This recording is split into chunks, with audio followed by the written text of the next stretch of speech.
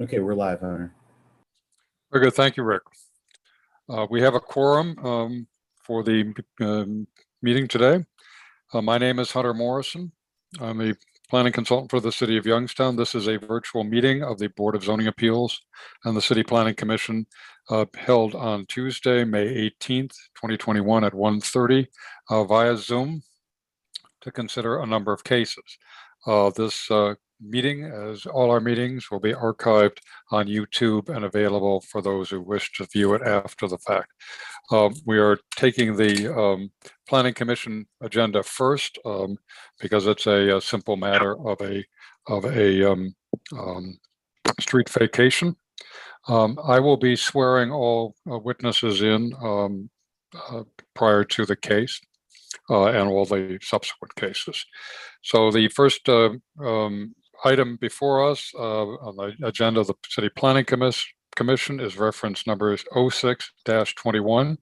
It's a project in Ward 7 authorizing the City of Youngstown to provide for the vacation of Lorena Street, an approximate 40-foot by 104-foot right-of-way off the northern side of Poland Avenue between outlot numbers 580 and 575 pursuant to the Ohio Revised Code section 723.04 and 723.08.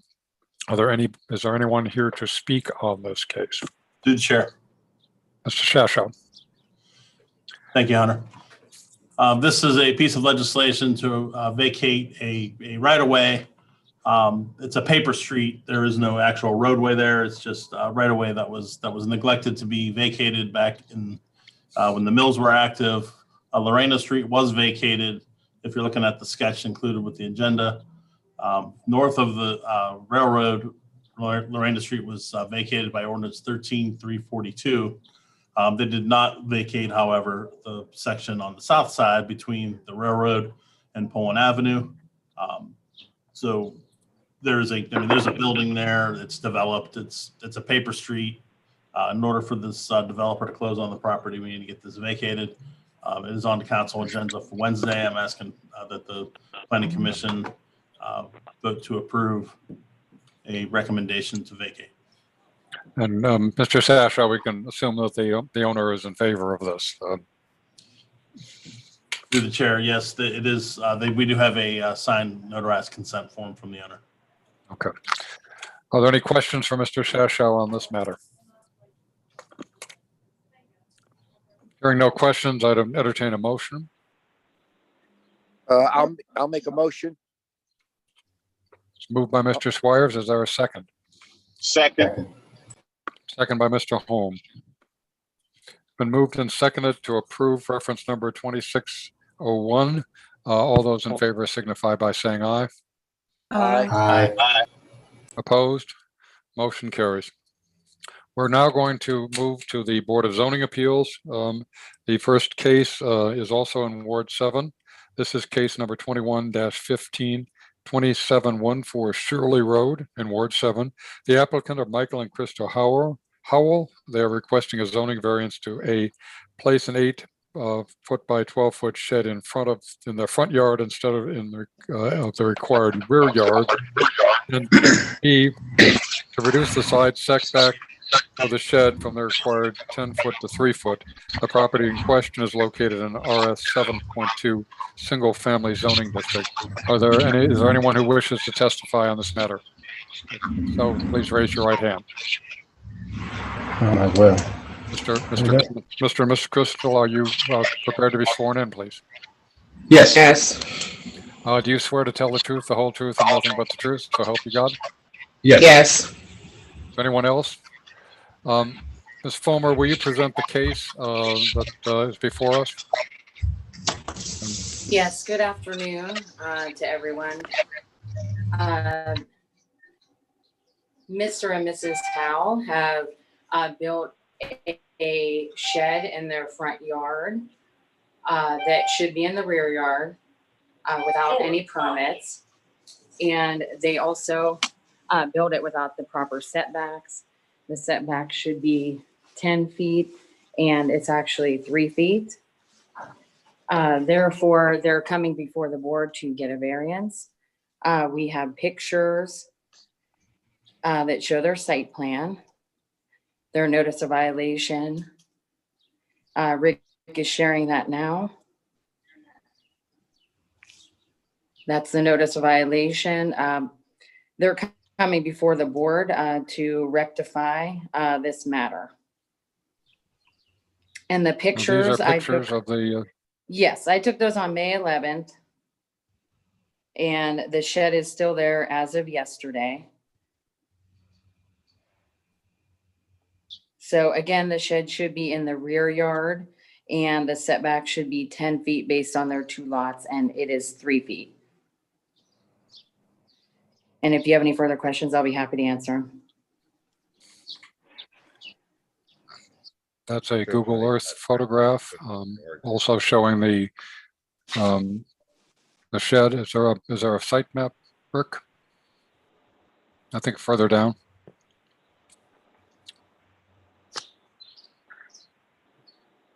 There we go. So this is the property in question in the RS 7.2 single family district. Mr. and Mrs. Howell, would you tell us what the situation is and how it can be rectified? You're muted. Nikki, can you unmute them? Very good. Okay, you hear me now? Okay, it was our mistake because we never knew we needed a zoning to put something on our property. So we never knew that. And we didn't know that, we'd have definitely would have called to ask if it's, okay to put it there. And it wasn't built. We bought it and they delivered it here. And we purchased it. They asked us where we wanted it and we put it there. The lady that came, we had to pay $125 for something. I still had a receipt for it. And then we had to pay $25 for something. And then she said, because it was a pandemic, we'll get it. Somebody from y'all will get in touch with us, and that's what we was waiting on. But nothing was never built on there. It was delivered here, and we said to put it there, and that's where they put it at. Mrs. Cohn, is it possible for the company to move it to a location further back, and avoid some of these issues?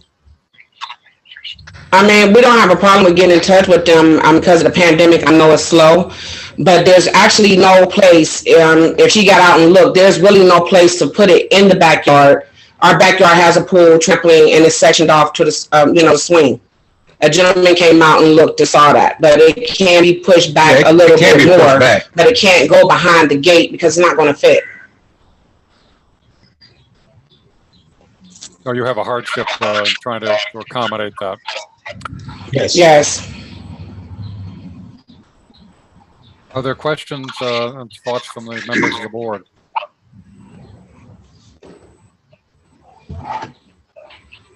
Through the chair.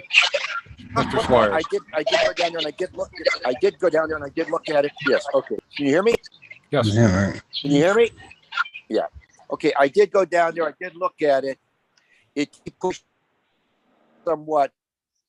In order for them to push it back behind the garage, they would have to reconfigure the fence that they have there right now. It is true they have a deck and they have a trampoline and that stuff, so it is tight back there. But I do believe they can move it somewhat back. I don't know that they'll ever overcome the 3-foot thing, the issue that's there. But it is right now. It's just right along the side of the garage. So Mr. Swires, based on your inspection, do you have any idea how far what the distance is between the back wall of the shed and the fence? Probably about 10 feet, 12 feet. So I think they could go back somewhat. Mr. and Mrs. Holm, would that be acceptable to move the garage, the shed back to close to the edge of the fence? That should be no problem. We had to get in contact with the company. Can you hear me? Yes. Can you hear me? Yeah, we had to get in contact with the company and see how long we have to wait to do it. But it definitely can be pulled back to the fence. That's no problem. But we just have to, we have to go with their schedule. We have to go with their schedule. Calling them and There's no problem. and see how much it is to come out and move it back.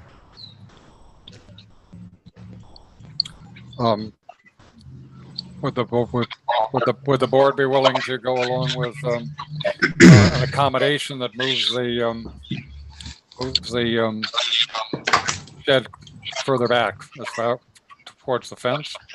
The option being to order it to be removed.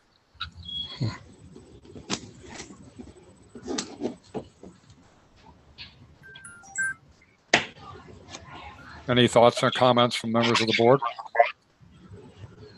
Chair. Yes.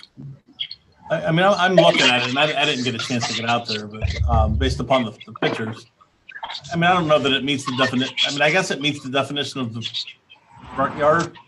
I mean, it's the same distance off of the sidewalk as the garage, approximately. At least it looks like that. I think I would be kind of interested to see what the neighbors think if anyone's on here. You would what, Mr. Sasha? I would be interested in seeing what the neighbors think about it. I'd like to see what comments come up out of this. We notified the councilman of the meeting, so but she's not here. Would you recommend then tabling this for a month to No, bring it back? And no. No, I just want to see if there's anybody on the call that's a neighbor or that has a comment on it. Okay. Are there any neighbors? I don't believe anybody else. Through the chair, in Mr. talking Swires. to through the chair, in talking to the lady, she said that she had talked to the neighbors and they said they really didn't care about the situation as it currently is. Okay. That's her comment to me. Where are we, through the chair? Sorry. Yes, sir. Where are we proposing that they move it? You said closer to the fence. Do you mean closer to the side fence? Can No, bring this- the picture back up, please? That shows the house.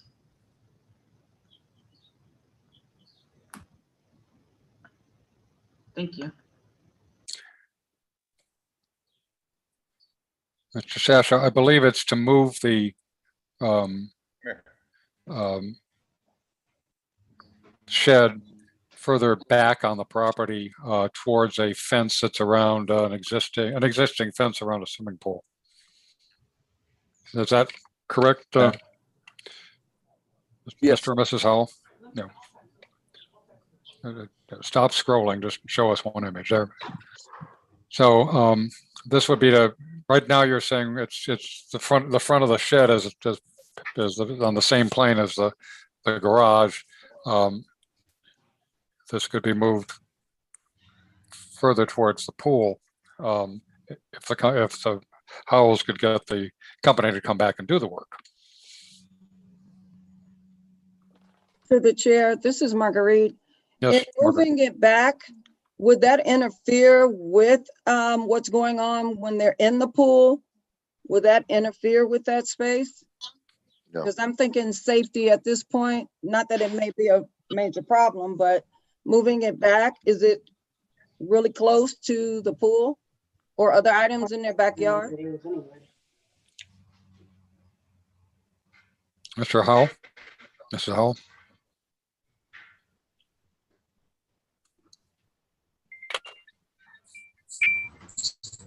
Okay, there's a fence, maybe about 8 feet behind the shed.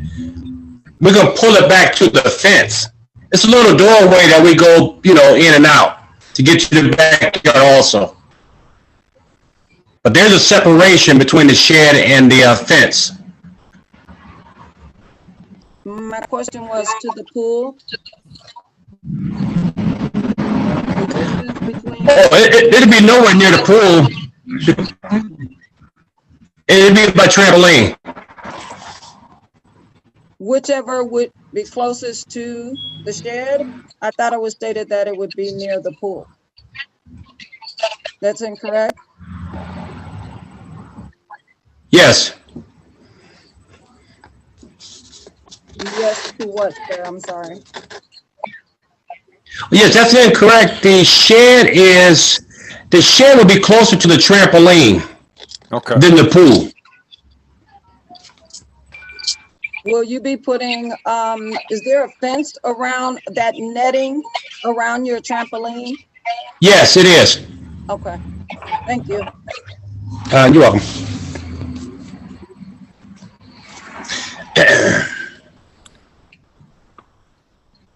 What is the pleasure of the board?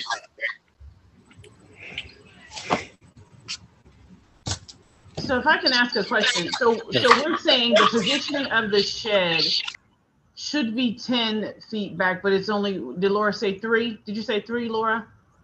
Mhm. Well, And 3 feet off the side, the existing the side sideline. fence, Mhm. but Right. it could be moved further towards the fence around the swimming pool area. Apparently there's a fence within their property. So how much are we saying is acceptable?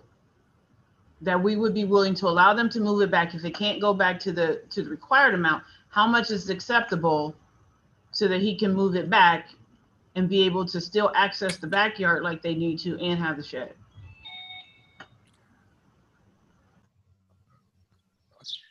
Through the chair, Yes. I would say the 8 feet moving it back would allow them to get into the fence through that gate, and also would put it further. I mean, you're not going to do anything with the footage on the side. It's the fact that it's right flush with the garage, and moving it back would give it an appearance that it would be more in the backyard, in my opinion. But I don't think it's not something they can't do. Is there going to be a cost factor to it? Yes, unfortunately. To the chair. Mr. Sasha. And I'm not sure maybe this is a question for Laura. I mean, I know it doesn't meet the side yard setback, so they're asking for the variance for that. But if we move it back, I don't know how many feet we're proposing that they move it back. It's still not, I'm not sure if it's in compliance then. I mean, I guess my question is the garage in the front yard? Because Right. it's even with the garage. I don't agree, I guess, with the definition that it's in the front yard.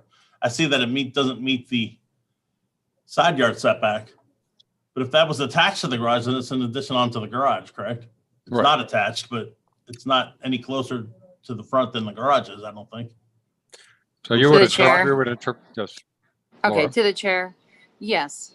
So the bigger issue was that they did not get any permits for this and they needed the variance for the setbacks. Okay. So, I mean, I'm okay with where it is as far as, but they just need to get the variance to get the permit. So is it the opinion of the board that backyard is a little vague in terms of a term? And Mr. Sasha, you've basically said as long as it's behind the front of the front of the shed it's the same as the front of the garage. It's in the backyard. Through the chair, I would say it doesn't meet the side yard setbacks, so the request of variance for that, but it certainly meets, I would imagine it would meet the rear yard setback, and it's certainly not in front of the garage. The front yard to me would be in front of the house, but that's Okay. I don't think that, I mean, I think if it was grossly in front of the front yard, I would say that, yes, move it or take it down, but as long as the neighbors don't have a problem with it, I wouldn't, I don't think I think it would be unreasonable to make them move it, but that's just my opinion. Do you want to make a motion to accept the location of the existing location of the shed and grant the variance for the side yard setback? I will, through the chair. Yes, Mr. Chair, Mr. Sasha. In case number 21-15, I would make a motion to approve the variance request to reduce the side yard setback for the shed from 10 feet to 3 feet.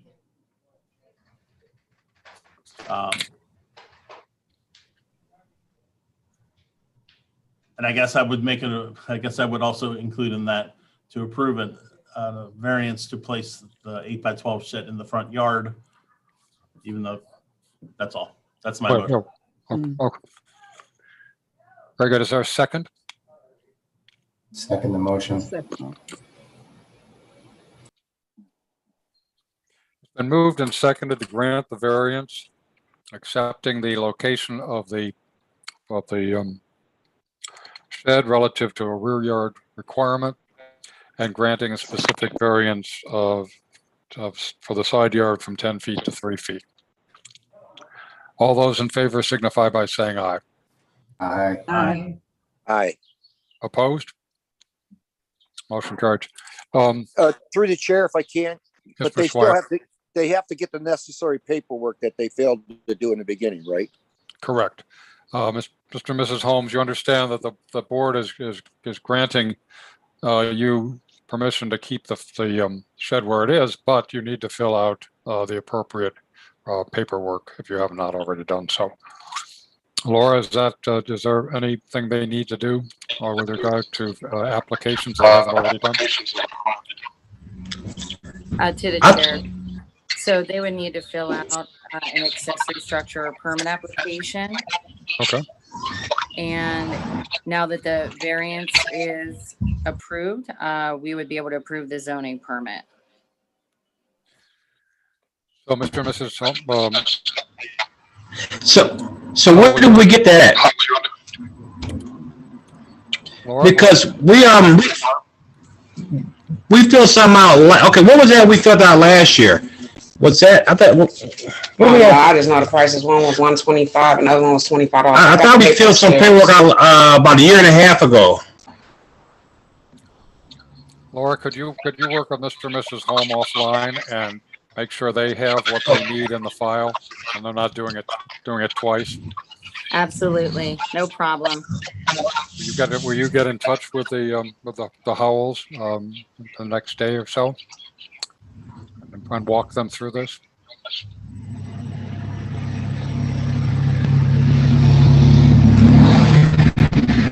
Mr. and Mrs. Howell. Laura or Robin will follow up. We'll have Laura or Robin follow up.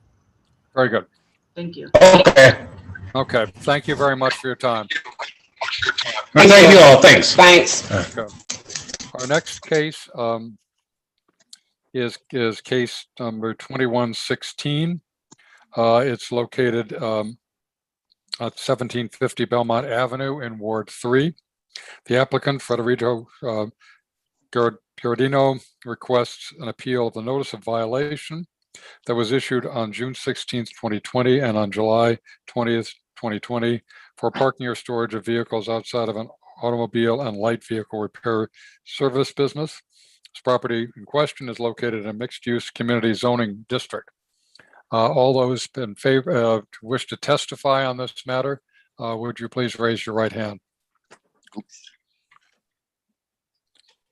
Do you solemnly swear to tell the truth, the whole truth, and nothing but the truth? So help you God. Ms. Fulmer, would you present the case? Okay, so 1750 Belmont is an auto repair shop. They are zoned properly for this type of activity. However, the vehicles that are stored outside are not allowed to be there. They have been an ongoing issue with dismantled cars, car parts, littering the premises, and the code states you can't have more than 5 cars on the exterior of an auto repair shop for more than 5 consecutive days. So Mr. Giordino was issued a notice of violation. 2 of them, the picture shown here, were taken on May 11th. And Mr. Giordino does have a permit for this type of activity. However, the car parts and the dismantled cars are not allowed. I will say that in the weeks leading up to this hearing, he has cleaned up quite a bit. And Mr. Giordino was having a little technical difficulty getting on the call, but hopefully he made it on. I could hear it now. Okay. Yes, I could hear it now. I don't see nobody, but I could hear. Giordino, have you been sworn in? Yes. Very good. All right. We also have Councilwoman Turner. Ms. Turner, do you want to speak to this issue? Yes, as Laura stated, this has been an ongoing issue. with the neighbors and the community as a whole, because the vehicles are stored there all around the building for long periods of time. We end a process or get a complaint, he'll do some cleaning, and then they would again come back up within the next month or so. And it's okay for him to have a business, but it's just not fitting in that corner. And it is a huge eyesore on the already busy corridor. So whatever we can do to help support or shift, if we can keep him in compliance, that's one thing, but he has not been able to stay in compliance with this business over the last several years. Ms. Turner, your sense of it is that this use is on this particular triangular, or it's an odd shaped site, Right. may not be the right location for this use? It is not. No, I don't think it is. And it really is. And if he can stay in compliance with the amount of cars, the car parts, and keep it clean and orderly, that's one thing. But he has not shown that to be possible. And maybe it's just because the operation may have gotten bigger than what it needs to be. But I don't think that it's fitting here. And it is causing a lot of distress around with all of the neighbors. And you've heard complaints from neighbors, have you? Several complaints during my time and before. Mr. Councilman Pinkert, did he related that issue to you? Yes. Okay. Mr. Giardino, can you speak to your operations and why you're not able to stay in compliance with the requirements? Yes, I clean up and I'm cleaning up, and I promise I'm going to keep it clean and organize it. I'm going to store no more cars there, like before, because I know there was few cars there that I just got rid of them. I just took it to the scrap yard. I cleaned up, and I'm still cleaning the lot too, because I want to clean the pavement. But I promise I'm gonna keep it organized and clean. And I have a little trailer there as a storage that I sold it, so it's gonna go out too. Everything's gonna be cleaned up. The only time I'm waiting is to get rid of the trailer on the side of the building. But I promise I'm going to keep it clean and organized. Through the chair. Mr. Shasho. Laura, you're saying, is Laura still on? She's sorry. Laura, you're saying that that the use is permitted. It's just the condition of the property that's unacceptable. It's not falling in the guidelines of the use because of the vehicles and car parts outside. To the chair. Yes, that is correct. Yeah. It's not about whether the use of the shop is allowed there. It is allowed there. He just needs to operate within the compliance of the zoning regulations. And I don't want to use it as like before it was a shop. I want to just switch it to used car lot. So this way I don't have to deal with parts from the vehicle or anything like that. That's what I say. I'm going to keep it clean and organized. We don't have, I've understood, Mr. Giardino, but right now we don't have a question of the used car lot before us. You haven't applied for any permits to do that. You haven't been operating a car repair operation, and that's the matter before Right. That's correct. The Board of Zoning Appeals. Ms. Posterly, the Councilwoman Turner's raised the question of an unusual configuration of the site. I mean, there are other car repair operations in the city of Youngstown that have enough room to manage to meet the requirements, and this particular property is very difficult. Is there anything the city could do to work with Mr. Giardino to find a site that would meet the requirements of a car repair business? Through the chair, we'd be more than happy to locate other sites that would be more suitable for Mr. Giardino. But I do have a question for Laura, if possible. How many times has this location been cited, and has Mr. Giardino been before this board before in the past? This is the first time I've been on this board.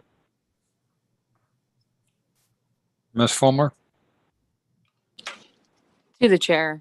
Yes. To answer Nikki's question, I have issued 2 notices of violation, and then he appealed, so I ceased issuing any more until it came before the board.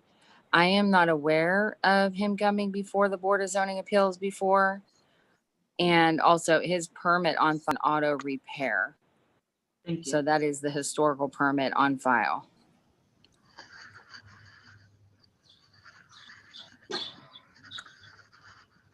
Are there other? We're happy to reach out to Mr. Giardino to see how we can help him grow his business and remain in compliance, whether it's here or if we can seek some place else that is not on a major corridor in that such fashion that may have been suitable, you know, a few decades ago in the past, but now that we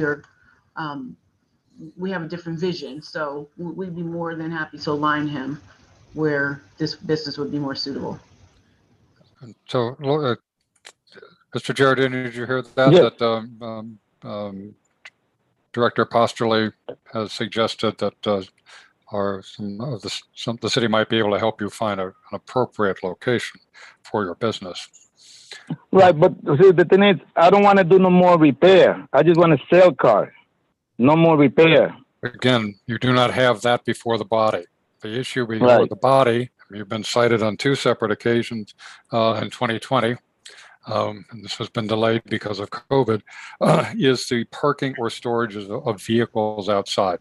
So if the board decided to enforce this, support the strict enforcement of the ordinance, you cannot store or park vehicles outside. Laura, that would be he could store a maximum of 5 vehicles outside for no more than 5 days. Is that what the ordinance says? That's correct. So, Mr. Giardino, do you understand what the ordinance is saying? That you would have to operate, you'd have to put the vehicles that you're working on back in your garage, or store no more than 5 of them essentially during the workday, and on the weekends they're not there. Right. Understand. I think if the board denied your request to park these vehicles, the city would then inspect this on a regular basis to make sure you are in strict compliance. It's a highly visible site. But on the other hand, we would be glad to work with you to find a site that has enough room for you to operate. This is a pretty tight site. Are there any other questions or comments from the board? Councilwoman Turner, do you have any questions or thoughts that you wish to share with the board? Yes, for Mr. Giardino, my main issue is that your inability to remain compliant, and maybe you're understanding the rules now, but the neighbors are highly concerned about the cars that are there. I have noticed in the last couple of weeks, you have cleaned it up drastically, but the cars that are there that are left there have been there for weeks on end. So it is important that you remain compliant with all of our laws here in the city. Until we find or help you get to a different space that works better for you, it is really hard to work with the neighbors around you because they are not, you're not moving these cars on a regular basis. There's no turnaround, and we really, really want to work with you and ensure that your business grows, but we cannot allow this to litter the corridor and the neighborhood. So I do hope that you take this information and do what needs to be done so that you are a more cohesive part of our community. Sure, that's no problem. And rest assured, Mr. Giardino, that members of the body of the board will inspect your property on the weekends to make sure that this is fully cleaned up. As you heard from earlier cases, our board is very active in doing inspections to see how things are looking. So if the board decides to deny your application to park or store vehicles outside, you will be expected to be in full compliance. No more than 5 vehicles outside, essentially during the working week, overnight, and none during the weekend. Through the chair, this is Laura. Yes, sir. I just wanted to make one clarification. The code states no vehicles will be parked or stored outside of the building for more than 5 consecutive days. So There might have been a little confusion there, but it's no vehicles. That means if in a practical matter, that means you could probably store up to 5 vehicles temporarily during the week, the work week. But on the weekends, there's nothing. Is that the way to interpret it, Laura? Well, possibly. I mean, that's a logical interpretation. I'm just trying to set clear expectations for them. Ms. Turner, would that be acceptable to the community? That would be acceptable for him to operate his business and to store the 5 vehicles. He has about that many spaces out front, but cars wrapped all around the building for weeks on end is something that we cannot abide. So if he were inspected on, say, a Saturday or a Sunday, the expectation would be that there are no vehicles outside. That is the expectation. That is the expectation. That's the community expectation. Yeah, but see, I'm open Saturday. It's got to be vehicles there because I open Saturday. I'm open from Monday to Saturday. But at the end of the workday on Saturday, those vehicles, you can't be storing vehicles Right. overnight outside for more than 5 days. So however you want to do that, but you cannot, you've got to move your vehicles. This is not a storage yard. Right, This is not a junkyard. It's not a Right. used car yard lot. This is a auto repair operation. Right. Well, that's why I submit my Understood. my application for a used car lot. But that's not what's before us. What's before us is your continued operation as an auto repair. Right. I understand that. Are there any other questions or comments from the board? Through the chair, Yes, Nick. I just want to make sure that Mr. Giardino is understanding clearly that there's 2 days out of a 7-day week that there can be no vehicles outside. Whether you choose to do your operations Tuesday through Saturday, Monday through Friday, Wednesday through Sunday, but there has to be 2 days that there are absolutely no vehicles outside, if I'm understanding this correctly. So to say I'm open on Saturday, that alludes to you being closed on Monday. Sunday and Monday. If you have No, I'm open Monday. Again, if the law states and the rules state, the code states that 2 days, 5 days, you can only be 5 days with vehicles outside. There's 2 days that you cannot have vehicles outside. So right. It may be an adjustment in your hours, unfortunately, for your business, but to remain in compliance so that you're not further cited or, this have to escalate up higher than where we are here. We want to make sure that there's a clear understanding that 2 days out of the week, whether it's Sunday and Monday, Saturday and Sunday, but there's 2 days out of the week that you cannot have vehicles outside. Right, I understand that. Okay, and like I said before, we'd be more than happy to work with you, if you're going to have Saturday hours, if you need to extend this to find a different location that is not in the middle of a main thoroughfare corridor, like Belmont. Okay? Yes. Thank you. That being said, I would recommend a motion to deny case number 2116 and require that the applicant adhere strictly to the code as it relates to the parking and storage of vehicles. I make the motion, Marguerite. Marguerite, is there a second? Second. Mr. Swires. It's been moved and seconded to deny the application in case number 21-16 for the at 1750 Belmont Avenue, with the understanding that the applicant will henceforth will adhere strictly to the codified ordinances as relate to the parking or storage of vehicles outside the repair operation. All those in favor? Aye. Aye. Opposed? Motion carries. Thank you, Ms. Turner, for bringing the neighborhood concerns, and certainly for those of us who live in the area, we will keep a close monitoring of the situation. We turn to case 2109. This is a case that was tabled after the last meeting in April as 2109.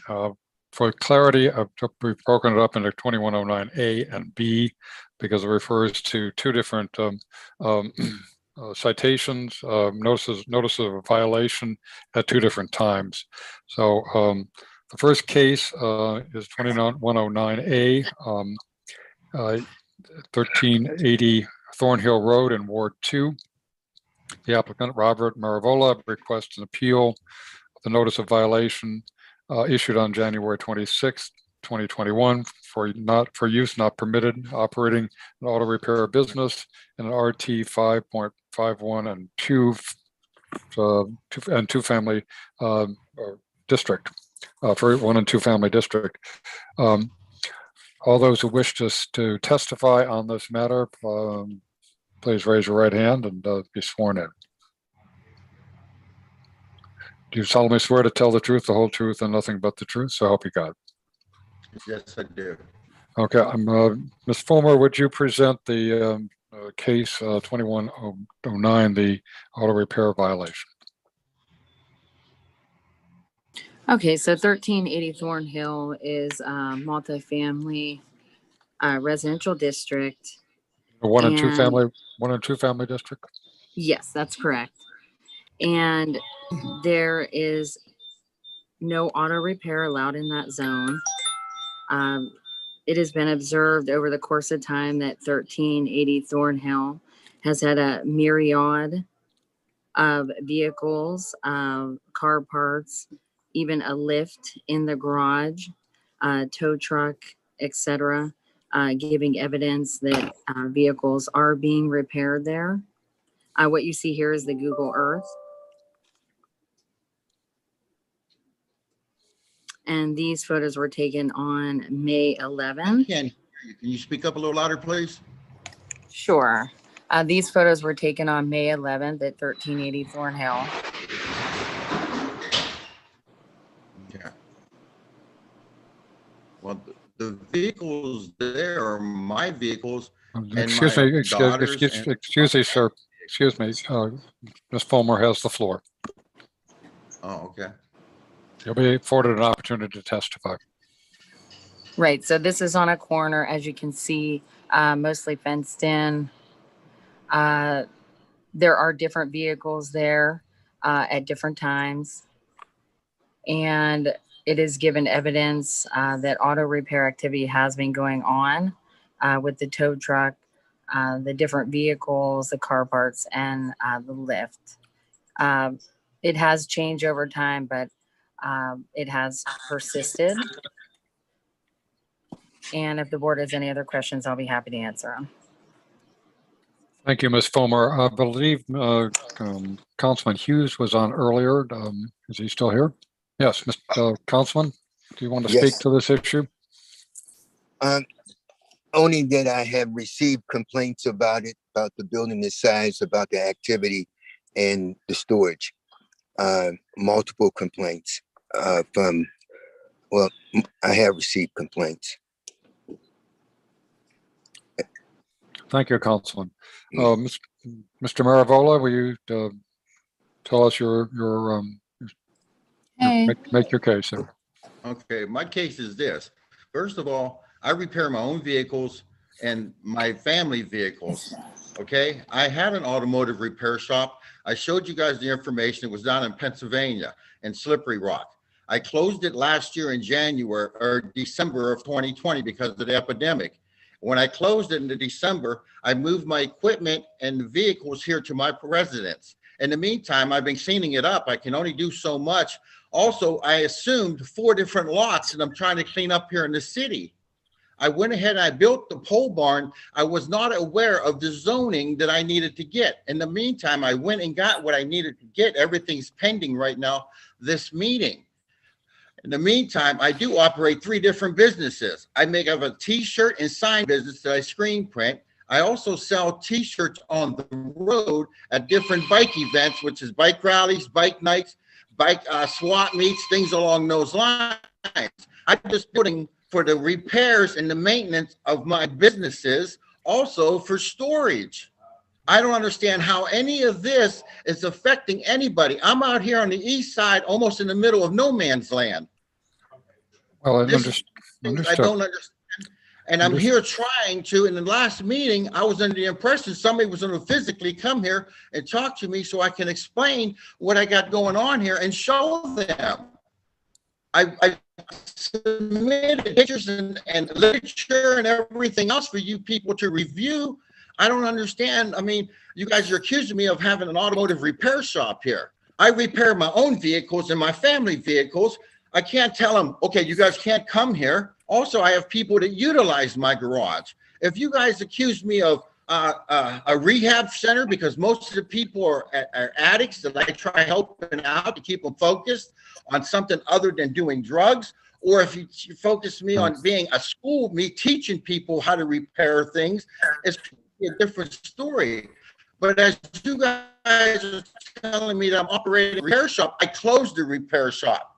I got people who stop here every day wanting me to work on something that I tell them no. Also, the booting business that I do in Slippery Rock.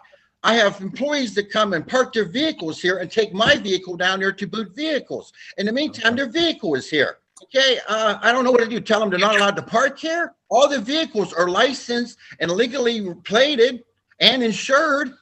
It's not like I got an abandoned lot here.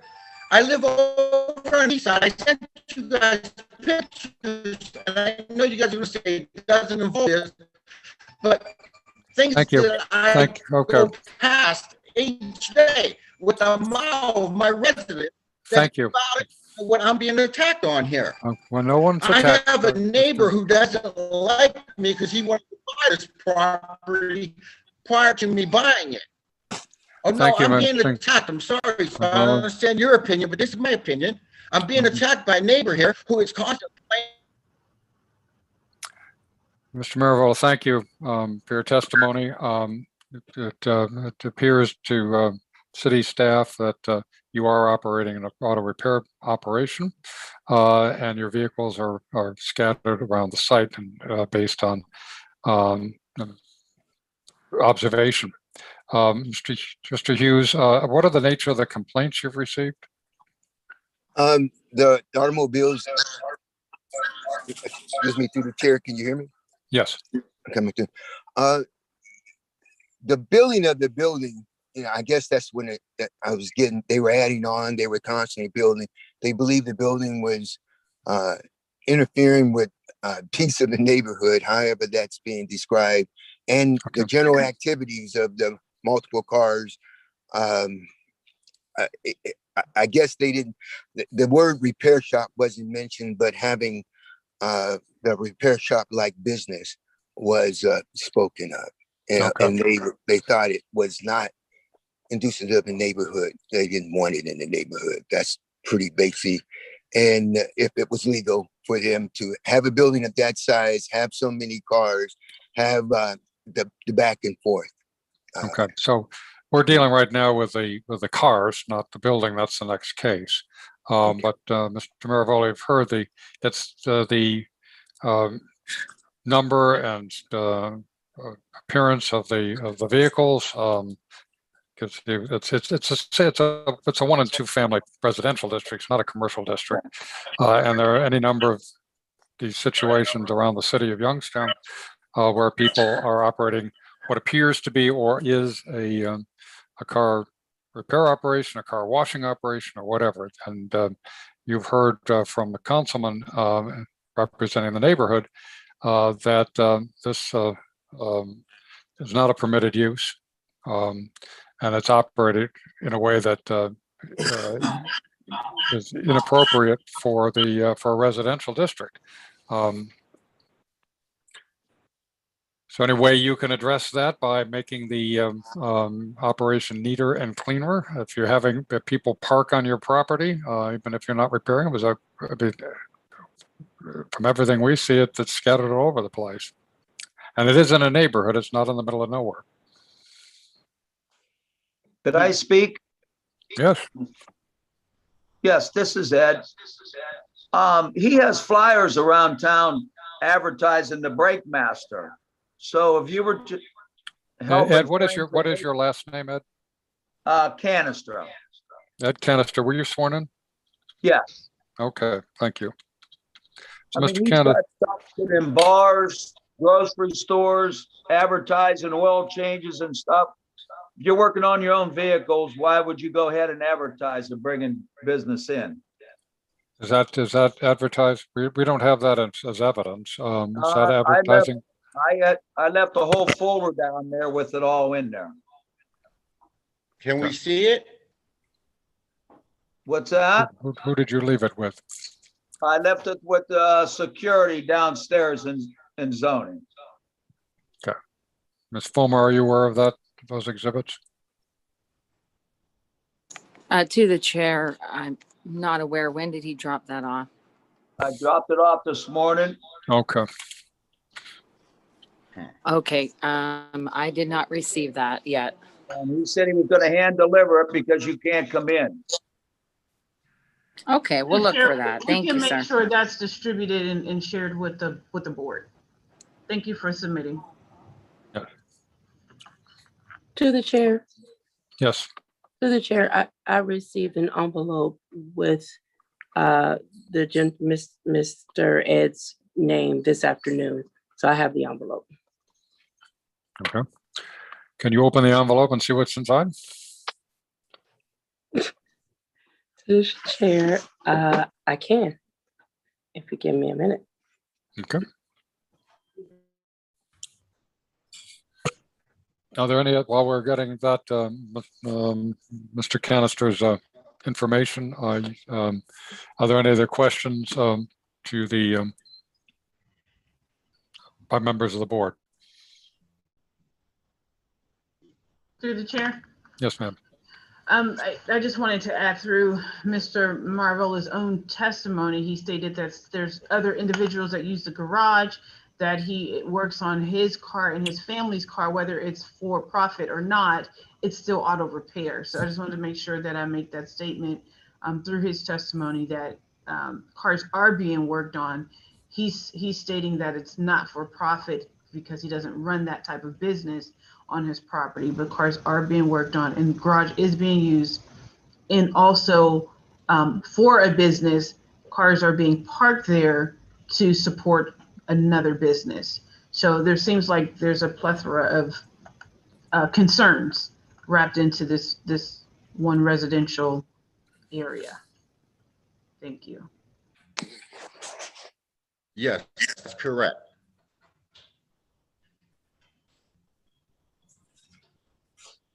Well, we are waiting for the, feel like we're at the Academy Awards, we're waiting for the envelope. Also, Mr. Hughes, you know, you're familiar with me. I mean, I use you as a character witness. You remember I'm a business guy and I had to make T-shirts and things along those lines. You know, I'm inviting everybody to come here and you guys can look. I thought I was under the impression in the last meeting that somebody was supposed to come out here to talk to me so I can show them what I got going on here.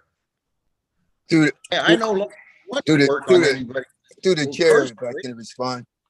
Yes, Mr. Hughes. Councilman Hughes? Yes, I don't think that I ever promised that I was going to come out there and look at your facility, sir. I did go out there and I did see what the complaints that was made to me by constituents were, you know, and I drive to on your street on a weekly basis and sometimes multiple times, but no conversation between you and I was that I said I would or would not, or even about your situation there. I just want to make that clear. I understand. I do know you. I have seen you before, and I probably had a couple of conversations. I'm a politician, and I do campaign in that neighborhood. But to take that away, you know, I looked at the complaint as it was given, and I referred it to code enforcement. Because I believe it existed. Okay. Ms. Crosby, do you have the content? Yes. Okay. Yes. Can you read what the I can. tell us what's in the what's the information Mr. Canister provided. So there's 4 pictures, very close to the pictures that we already have of the property, of all of the cars. So there's pictures there. And then there's a letter, it looks like from Mr. Robert Marvola to the neighbors. You want me to read the letter? Please. Okay. It says, neighbors of 1380 Thornhill Road, it has been brought to my attention that the city of Youngstown has notified you with concerns of myself, Robert Marvola, opening an auto repair shop at my residence, 1380 Thornhill Road. I am inviting all of the neighbors to an open house Sunday, 4/18/2021 at 5 o'clock, 1380 Thornhill Road in the garage. I will explain my plans and listen to any concerns you may have. I'm really not opening up a business, just helping out some family and friends with auto repairs. So if you would please come, we should know who our neighbors are. There will be light refreshments available. Thank you. Hope to see you there. And then it gives the time again, the time and the date. Is there anything else, Ms. Crosby? No, the other thing is going to be the map from the sky view from Mahoney County map, Okay. the same that we have. Okay. And then I'm sorry, also there is it looks like an advertisement. It says, another life saved by the brake doctor. Service center and towing by appointment only. 1380 Thornhill Road, Youngstown, Ohio. It goes on to say what he fixes, I guess, brake pads or shoes. It gives the prices. Silver price is $99, gold price is $125, premium price is $150. He does tire services, new and used, mounting, plugging, patching, balancing, rotating, towing within 15 miles. He does oil and lube. You can get synthetic, get your oils topped off. He does diagnostic checks starting at $70. Check the engine light, troubleshooting, failure to start.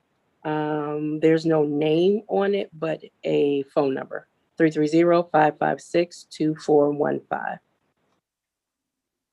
And the address in question is the same address, 1380 Thornhill? Yes, 1380 Thornhill. Okay, so it's safe to assume that this business that's being advertised by that flyer is an auto repair business. Excuse me, that flyer was the flyer from Pennsylvania, from the Slippery Rock. Obviously, they must have altered the address to whatever. That's my flyer, what I was doing down the Slippery Rock. And if you look on some of the pictures that I sent you, it will show you the banner that I had hung up at the shop down there. That was the prices for down there.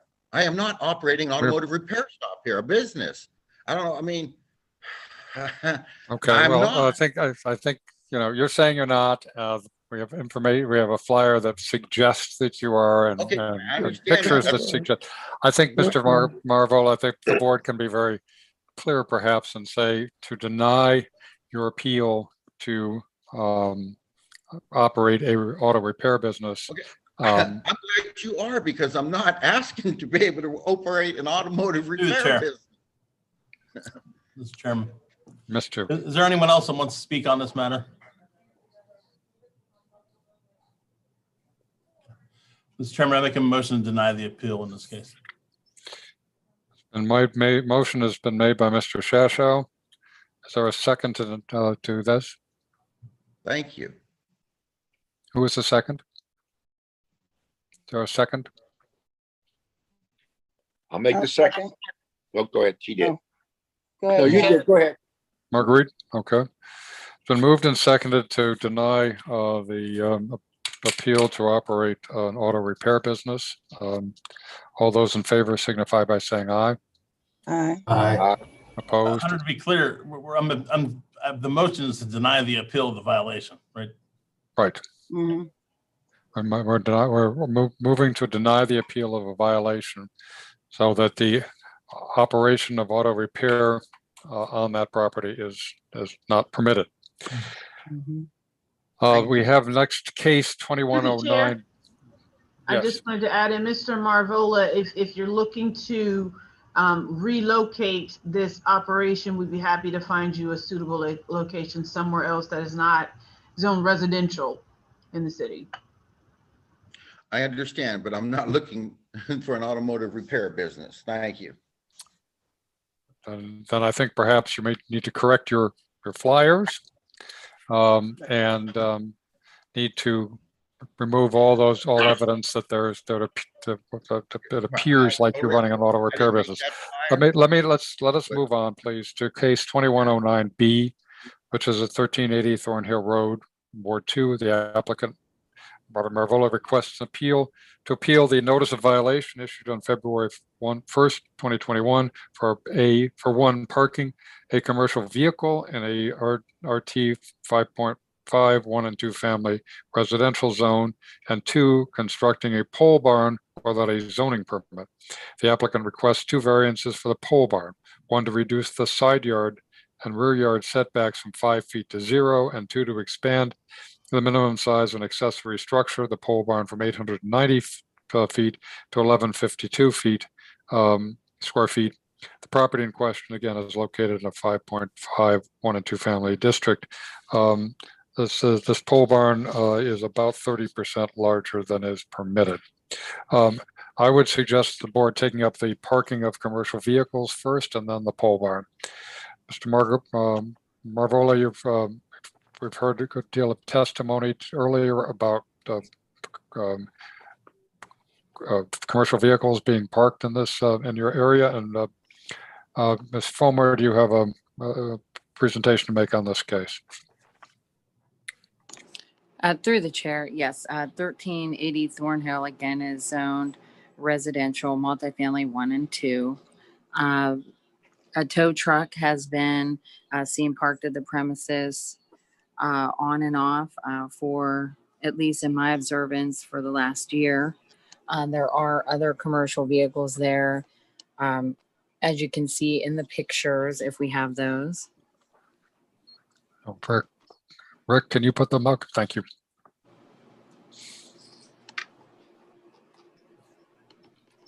So this is these are some of the commercial vehicles you noted. Correct. Yes. And on yesterday's date, I also observed that the tow truck was back. These pictures were taken May 11th. And again, it's been a myriad of different vehicles. That commercial trailer, that commercial weight truck, and then the tow truck. Those would not be allowable in this zone. This would need to be in a commercial zone.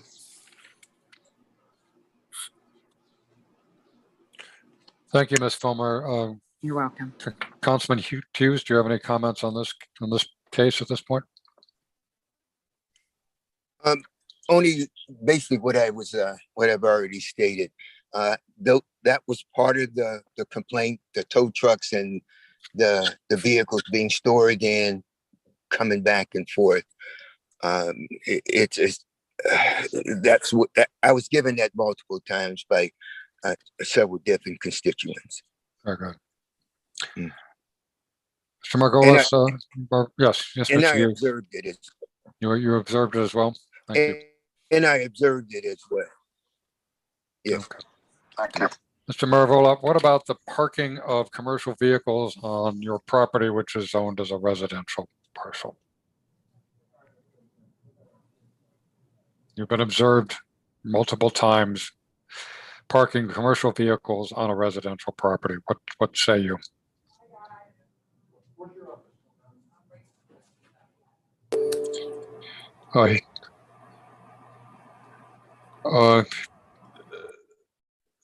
Hearing no testimony, Mr. Marvola, we're going to ask. He's muted. Okay, can you run? Okay. He's unmuted. Mr. All right, Marvola? on that, okay, yes, I just purchased a tow truck 4 months ago, actually probably a little bit longer than that, about 9 months ago now, for the parking permit company that I operate. It's only here because it's here for repairs. Actually, right now it's in my yard. I can't start it. I'll be getting it repaired And then that vehicle, the tow truck, will be getting kept down in Pennsylvania at the property that I boot down there. Okay. The box truck and trailer I've always had here since I've lived here, because I sell t-shirts at road shows, festivals, and fairs, which is all biker oriented. What is there any type of alterations I can do to be able to keep this vehicle here?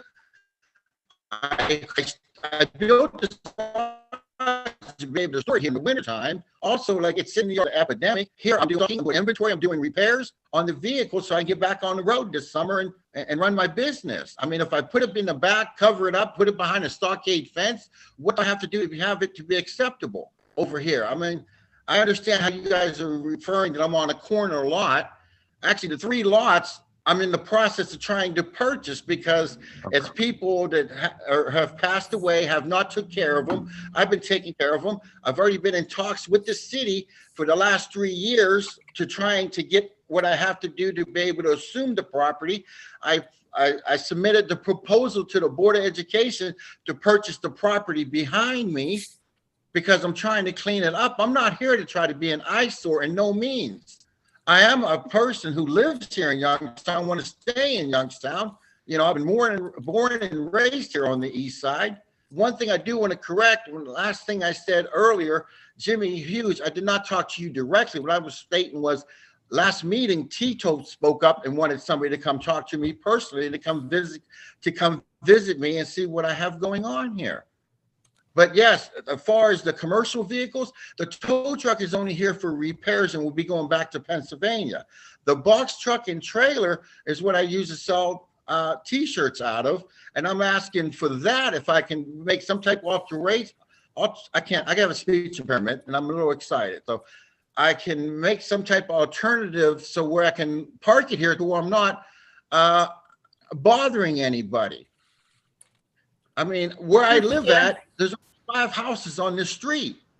I understand. To the left of what you would say the west side, there's 4 vacant lots that I assume. Then there's a side street. And then I got 3 houses going down the road. Going to the east, I got 4 houses to the east of me. Across the street is nothing but a wooded area. Behind me is a wooded area. I've been spending money fixing this house up, vinyl siding in, putting windows in, putting fencing up, keeping the grass done. I am not here to be an eye or a problem. I'm asking right now, what do I have to do to satisfy people? Through the chair. Postulate. I'd like to extend an offer once again from someone from our team to work with Mr. Marvola. It sounds like you have several different business ventures tied into one, that we'd like to sit down with you and review your plans and work with you so that you can continue to expand. You said you do t-shirts, you have commercial going on. We'd like to help you do this the right way that stays in compliance with our code and that keeps harmony among your neighbors in your neighborhood. So again, I extend an offer from our staff to reach out to you to review your plans. You said you have the doors open for someone to come out. We'd like to sit with you and review your plans and see how we can help you further your business in the right, most compliant way. Thank you. Thank you. Thank you. That's all I'm asking for. I'm just, you know. I think in the near term, Mr. Marvola, not storing the tow truck and screening what you have, all doing whatever you can to reduce the apparent nuisance to your neighbors is appropriate. Are there any other comments or questions about the parking of the commercial vehicle? If not, I would entertain a motion to deny the parking of a commercial vehicle on the property. If Mr. Marvola wants to come back with an approach that either moves the vehicle or screens the vehicle and is acceptable to this commission, but right now we have a question of whether he can park a commercial vehicle on in a 1 and 2 family dwelling unit. I'll make a motion to deny. Move to deny. Is there a second?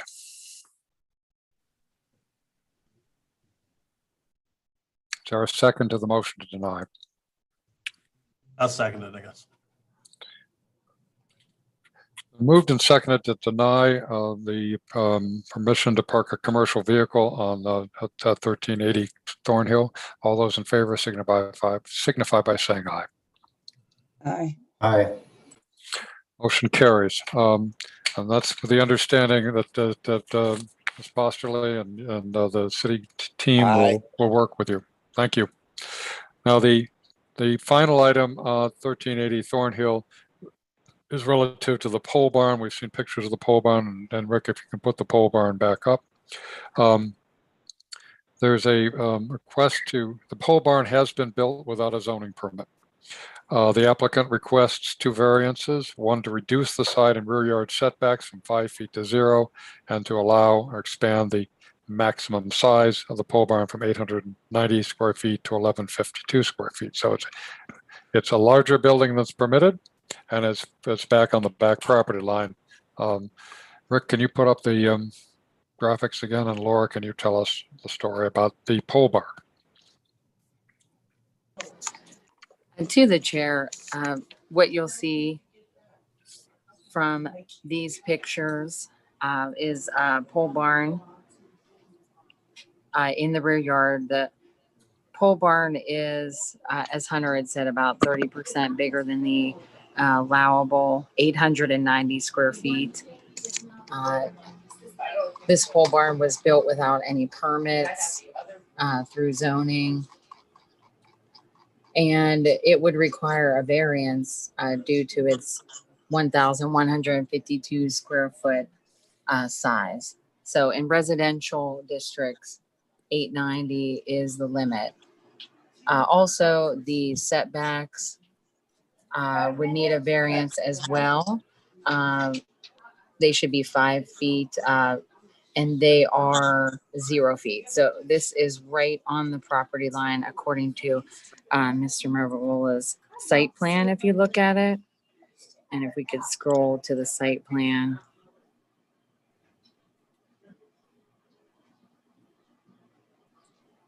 Those are his applications. Okay, there it is right there. So it's 48 by 24. Mm-hmm. And as you can see by that, if we scroll up just a little. Okay, thank you. And it is right on the property line there. So the side and the rear setback are 0. The other side setback is fine, and the front setback is obviously fine. So placement is okay. However, setbacks and size are not. And I don't think the pole barn is actually finished being built as far as the siding goes. And that's all. Rick, can you scroll down, because I think Ms. Fulmer is correct. The siding appears to be incomplete on the barn. Councilman, do you want to speak on the pole barn question?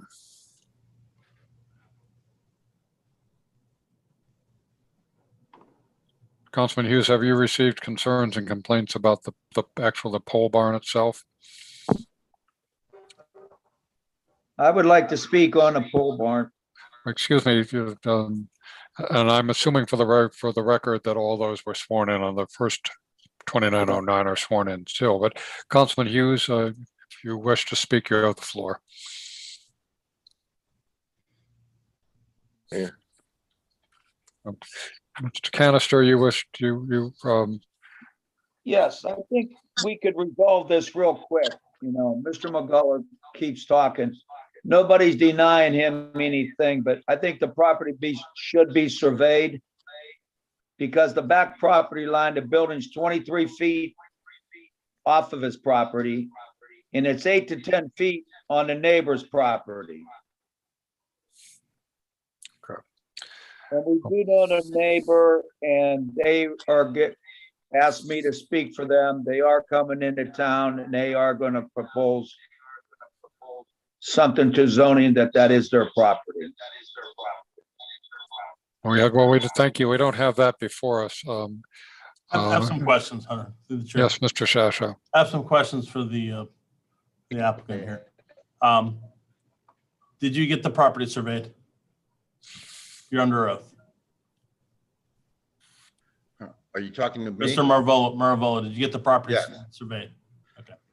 No, I did not get it professionally surveyed. I just went off of Google and the auditing site. And I've talked to the city already, and that's where I got the paperwork, where the guy who sent me the paperwork showing the 4 lots in question that I'm in the process of purchasing. And then once that all takes place, then I'm not on anybody's property or anything. These are properties that's been vacant for many, many, many years. So you didn't get a permit to put the pole barn up to begin with, right? You're right. I don't have the permit. I wasn't aware of that. I'm trying to get the permit. You're assuming that it's 0 feet, and 0 feet means it's right on the property line. So if you are correct, miraculously, that it is right on the property line, how do you expect to paint the building or maintain it and not encroach on someone else's property? I understand that. Right now, I'm putting metal sides up that's not going to need no painting or anything, but I got 150 feet before the street. There's nothing beside me. I'm in the process of purchasing. I've been keeping the grass cut, picked up all the trash, all the dumping. I mean, as things stand there, you do not own those. Here's what would normally happen. If you would have done it the right way and came in for approval before you built it, myself, I would have probably voted to deny this request for a variance, because you just physically can't maintain a piece of property if you build it right on the property line, whether it's a fence or whether it's a building. Now, in some cases, fences are allowed to be right up to, but not on the property line. Okay, now, if you're planning on purchasing the other property, that's one thing, but then I would suggest that you get a replat to replat it into one lot so that you're no longer on someone else's property. Even if you own it, you don't know what's going to happen down the road. That building is going to be there. And what's going to end up happening is the next person, when you try to sell the property, you're going to get a mortgage location survey, and the surveyor is going to flag it for possibly being over the property line, and you're not going to be able to sell the property. Okay. So with that, that's what we've been in the process of doing now for the 3 years. Okay. Is getting this all taken care of. But unfortunately, because of the epidemic, everything got kind of put on hold. Yeah. But that's what we've been doing. I got the paperwork I submitted. So are you telling us that you are purchasing the property where the 0 setback is, next to the 0 setback? Yeah. Yes, it's the Board of Education. I put in the emails that I've been talking to the individuals with. I submitted the proposal. I'm still waiting to get some word back. I mean, this is something I've been doing now for 3 years. Well, you're doing a very poor job, but whatever you're doing a poor job of it. You didn't get any permits. You had no planning survey done. You're doing nothing right. So I don't have any reason to believe that you're going to do this right. Through the chair. Yes, Mr. Postoli. Yeah, I would like to, recommend that we have someone work with Mr. Marvola to understand what is required to do what it is that he is trying to accomplish. Also, for Mr. Marvola to understand that purchasing a lot next to you to continue what has brought you before us in violation is not something that the city would support either. So if the intent to purchase the property is to expand what you're already doing that you're in violation for, that would not be something that we're going to support. So we really need to sit with you to see your entire plan of what you're proposing with this property, the property that you currently have and the property that you're trying to secure with the Board of Education. Mr. Sashow, do you have a suggestion following on Ms. Postoli's approach to deal with this I guess multiple problems here? I do have I'm gonna have some thoughts. I mean, I guess the question is, are we gonna make him tear the pole building down or not? That's the real question. Because if we deny this and we deny all the variances, then he can't have that pole building there. So I don't know that it's necessarily harming anyone, but I do agree that we should get some type of plan. And I need some type of, I need some For type the record, there's a hand up. comfort level that he's going to follow through with purchasing at least a portion of this property next to him, and to see exactly what he's planning on doing as he goes forward. So would you recommend tabling this for 1 month for Mr. Margolis and city staff because this is different than parking tow trucks on your property. And this is a building. Mr. Margolis, you understand that if we deny this, we can order you to demolish the building. I totally understand. Because you put it up without permits, and it's up against the school board property, which is not yours, and somebody else's property, and it may be over these property lines because you didn't get a survey. So you're pretty much under the gun in terms of we got to resolve this. As Postulate suggested, coming in and telling us what is your plan, and working with us to make sure that the building is appropriate. But also that if you wish to continue expanding a commercial use on a residential property, we won't be supportive of that either. Okay. So I think perhaps Mr. Sashaw would motion to table for 1 month to resolve this. Would possibly something like that give the department sufficient time to work with Mr. Marvola to sort this mess out? Through the chair, I do not think 1 month is enough time. However, I did want to acknowledge there's a hand up from Mike Saruka. Okay, yeah. No. Okay, can I speak? Yes. Okay, so I am working in the business office of Youngstown City Schools, so I got the email that there was a meeting about. Mr. Samuka, have you been sworn in? Not officially, no. I was on mute. Understood. Will you raise your right hand and do you solemnly swear to tell the truth, the whole truth, and nothing but the truth? I do. Okay, and you're Mr. Samuka representing the school board? I'm the business manager of Youngstown City Schools. So Mr. Maravola did email me many months ago about trying to purchase some land there off of Loretta Avenue. So I have a question. This is sitting on the property. Is that particular lot the board's property? Because I guess there's multiple lots there, but is this particular lot owns by the board? I believe the property behind the pole barn is yours, the school board's, and the property adjacent to the long side of the school board belongs to a private property owners, if I'm not mistaken. So the question would be whether this pole barn encroaches on or is too close to your property, school board property. All right, so we don't know that for sure, or are you saying you do? You don't know? No, we don't, because we don't have a survey. Okay, so I think we need to find that out. He did ask about purchasing that land.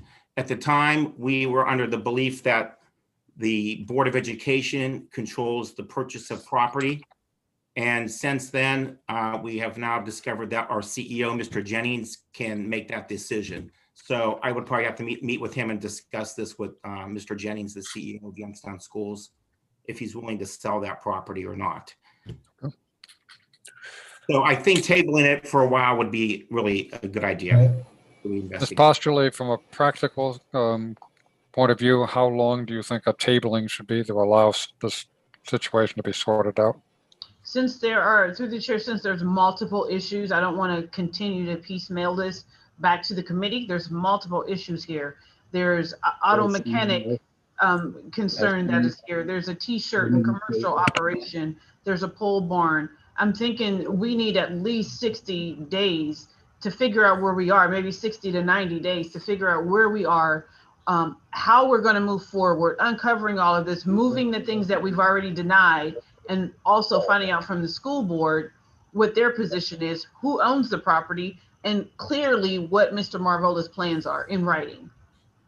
And it sounds also, to Mr. Sashaw's point, they're getting a proper survey, since these property lines are all pretty ambiguous right now. We don't know what he owns and what the school board owns and what the other property, perhaps deceased property owners own. Where is his property and where's the other people's property? Would that survey be his responsibility to pay for that surveying, since he's building the structure? Mr. Shasho? I believe so. I would say, yeah, yes. Okay. And that's a business arrangement between two private property owners. I don't. Yeah. For our We don't wanna purposes, make that knowing where his property lines are, and where the if building he is relative to his property lines would be helpful. If he is proposing to build a building, even though it already exists, then yes, the onus is on him to provide the land survey. Okay, so for him to come back for this purpose, he'd have to provide us a survey. I have an idea here. Why don't we? Honestly, I feel that we can act on most of 2109B.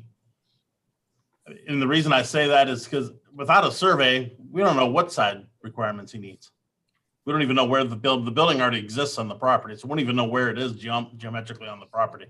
It could be over the property line. It could be, and if he's considering purchasing property from the Board of Education, I would say that I would be of the advice to just, because we know that the commercial vehicle thing, I think we're clear on.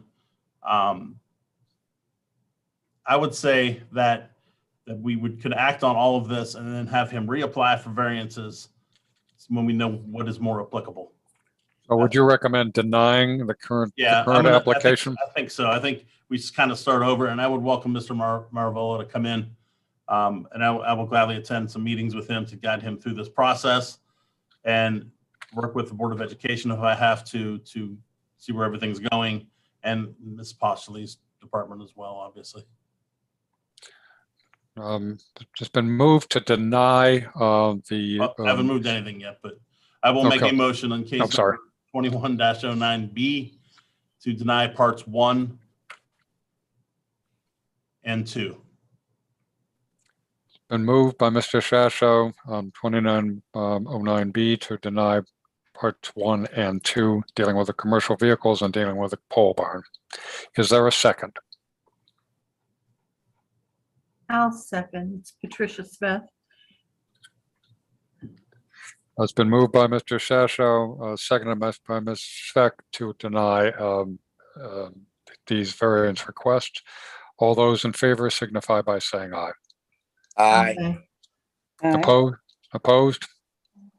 Motion carries. So to your point, Mr. Shasho, Mr. Marvola, you're at square one. You have to start this process the right way, working with Ms. Fosterly and Mr. Shasho to sort this out. Okay, can I get some phone numbers so I can Mr. make Marvola. phone calls, set appointments with them? Mr. Marvola, call my office. Yes, sir. Call my secretary tomorrow. You have What's your office?